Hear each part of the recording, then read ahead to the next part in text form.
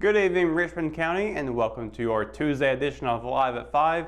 I'm Russell Parker here with your Live at 5 weather report, which is, of course, brought to you by RO Yellow, Richmond County's new online business directory. We're kicking things off with a weather report once again, and on the top of that, we'll be having your local power outage report, of course, across the entire Richmond County area and the Sand Hills region and the entire state of North Carolina. We've all been dealing with a power outage from Monday storm, which is kind of from Sunday evening into Monday early morning, depending on what part of the state you're in. But it was early Monday morning here for Richmond County. And keeping it local here, we're going to talk about our outages as they currently sit. Duke Energy is reporting 2,500 without power, 2,500 rather without power, which is down from yesterday's 4,500. And then PD only 117 reported without power, which is down from 1,400 from yesterday. So power is coming on slowly but surely for some people here. Actually, I believe mine just came back on today, so a lot of people are expecting their power to be back on today, this evening. It could go into tomorrow. Very likely some people may have to wait till tomorrow once again, but power is coming back on. And we'll talk more about the power outage in that Monday storm a little bit later on in the show, so stay tuned for that. Now, taking a look at tomorrow's early forecast, 8 o'clock, we're going to be seeing a cloud coverage. It's 46 degrees. Sunshine will be poking through about 11 a.m. with 51 degrees. So in the sunrise is going to be at 6:47 a.m.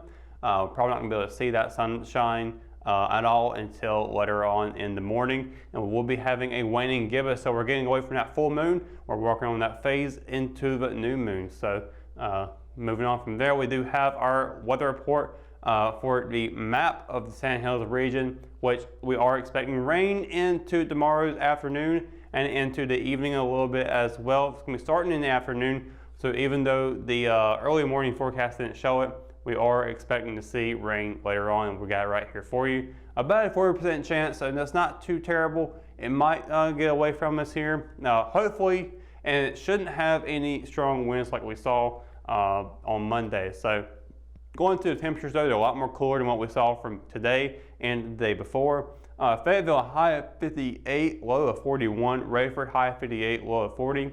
Down in Robeson County, it'll be a high of 58 and a low of 40 there. Scotland County will be seeing a high of 60 and a low of 40. Up in Moore County, it'll be a high of 58 and a low of 38. Moving back here in Richmond County, Eller will be a high of 59, low of 38. Rockingham and Hamlet, high of 60 and a low of 38. Down in Bennettsville, South Carolina, high of 60, low of 41. And then across the PD in Wadesboro, it'll be a high of 59 and a low of 38. So again, rain across Sand Hills tomorrow, pretty significant, about 4% chance of precipitation. That is lower than 50, so most likely may not happen, but still be on watch for it. Take your umbrella with you to work if you need to, just to be safe. And taking a look at 7-day forecast, you can see up here we do have those precipitation chances for you, as well as into the later on into the week, especially late into the weekend. We are expecting some rain in early next week. We'll get to that in just a moment. For now, Wednesday, rain, high of 60, low of 38. Thursday, sunny skies with a high of 68 and a low of 45. Friday, we're getting back into the 70 degrees, high of 72, low of 56. Then on Saturday, rain is going to continue on from there. High of 77, low of 57. Sunday, high of 73, low of 53. And then on Monday, it'll be a high of 75 and a low of 52. The rain shouldn't be around on Monday evening, so it's looking from Saturday afternoon all the way up to Monday morning. We'll be expecting rain for sure. 40% chance again, so it's not completely significant, but do be mindful of that coming up. The good news about the rain is that we'll have fewer pollen on the ground to make those allergies even worse than what they already are for some folks. So good news is for the rain is that pollen's gone for a little bit, but we do have a break between Wednesday and Saturday where that can really pile back up pretty quickly. So hopefully though, with the pollen season starting early, it will be ending early. So hopefully we'll be done with that before the end of the month, and it won't be too terrible for some folks out there. And then on Tuesday night, we left out partly cloudy skies with a high of 74 and a low of 53. So that's going to do it for your Live at 5 weather report. When we return, we've got your news and everything else going on with the rain and also with COVID-19. We've got more of that coming up for you after the break, so stay tuned. Do you want a healthcare career? Certified medical assistants are multi-skilled healthcare professionals capable of completing administrative and clerical tasks, making them a valuable member of the healthcare team at medical clinics, doctors' offices, and other healthcare facilities. According to the U.S. Bureau of Labor Statistics, the employment of medical assistants is projected to grow 23% over the next 8 years, much faster than the national average. At Richmond Community College, our medical assisting students are trained in our cutting-edge Simulation Learning Center, giving them hands-on experience with high-fidelity mannequins that simulate real-life patient interaction. In addition to clinical skills, our students also receive instruction in scheduling appointments, coding, processing insurance accounts, billing, collections, and medical transcription. Complete the medical assisting program in just 2 years and start your lifelong career today. Visit www.richmondcc.edu to learn more about enrolling in the medical assisting program at Richmond Community College or call 910-410-1700. McNair Auto Sales is the place to buy your pre-owned car, truck, or van. To be the best, it takes big selection, friendly staff, and great pricing. We guarantee a no-hassle buying experience, and financing is available right on site. So come see us today. We're located at 1026 East Broad Avenue in Rockingham. And remember, with over 40 years of experience, you know McNair is the name you can trust.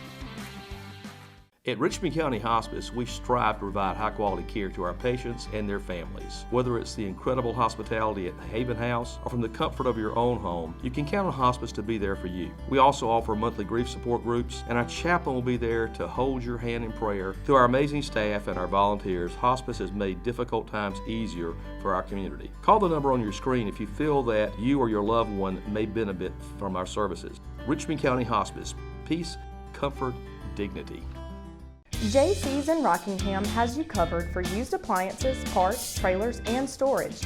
We have one of the largest selections of reconditioned washers, dryers, and refrigerators in the Sand Hills, and we offer free delivery to residents inside Richmond County.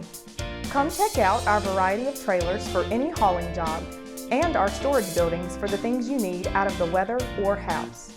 We also carry parts and accessories for appliances, trailers, truck beds, and can order the things you need. That's JC's on South Hancock Street in Rockingham. Hometown heroes? Well, maybe. When it comes to backyard comfort and no pesky mosquitoes, call Brown Termite and Pest Control at 910-895-6410 or 910-276-8870. Their team of superheroes can take back control of your paradise. That's 910-895-6410 today. Richmond County has always come together for local businesses. But supporting those businesses is now more important than ever. As a local business owner myself, I know that it takes a strong backing of the community to stay open and to continue to employ residents.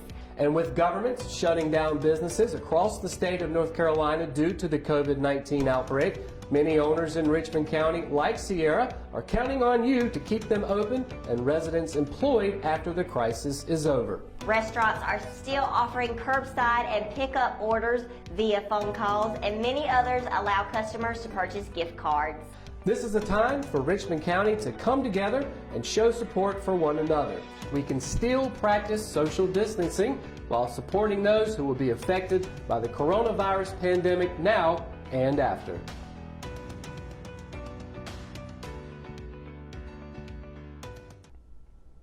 Strong winds associated with a line of storms that passed through North Carolina just after daybreak on Monday downed trees and left thousands without power for hours. Rockingham Fire Chief Harold Isler said his department received around 20 calls between 7 and 8 a.m. Of the reports, Isler said that there were at least 4 trees that had fallen on homes. Another landed on a van in front of Carter Funeral Home while the driver was traveling, Isler said she has a minor laceration and was complaining of back pain. Over in Cordova, the first responders dealt with 8 downed trees, according to Jeremy Chance, chief of Cordova Fire and Rescue. Chance said one tree fell through a building and a boat on Zion Church Road, and another tree smashed a camper. East Rockingham Fire Chief Bill Bayless said his crew cleared several trees out of roadways, but no power lines were down.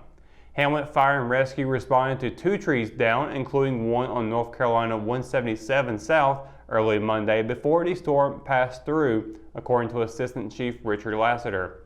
Lassiter added that the areas around Spring Hill Church Road and School Spankle Road were the worst. The winds blew off the roof. The winds blew the roof off of a barn on Spring Hill Church Road and the tin across the street. Lassiter said the roof of a building on Front Street was also peeled back and blown off. In all, he said there were 27 trees down in the department's coverage area. This afternoon, the Richmond County Health Department has confirmed a total of 12 laboratory-confirmed cases of COVID-19 in the county. Of the 12 cases, 1 is deceased, 5 are hospitalized, and 6 are under home isolation. 4 of the 12 laboratory-confirmed cases in Richmond County are connected to the Pinehurst Healthcare and Rehab Center. 2 cases are believed to be work-related with employers outside of Richmond County. The remaining 6 are believed to be community spread. The average age between all cases is 53 years old, with the youngest at 30 and the oldest at 82. At this time, 329 Richmond County residents have been tested for COVID-19. Of those, 308 have returned negative. Employees of First Health Memorial Regional Hospital Richmond gathered at the roadside Tuesday as sirens blared in their honor. Led by the Richmond County Sheriff's Office, a parade of first responders circled the hospital offering thanks to the healthcare workers. Sheriff James Clemens said the goal of the parade was to pick up the spirits of all of those involved, from the hospital and other workers in the health field to all of the county's law enforcement and firefighters and the community at large. The convoy started at the Richmond County Health Department, where Clemens and company offered kudos to Health and Human Services Director Dr. Tommy Jarrell and his staff for keeping the public updated on the spread of COVID-19 in the county.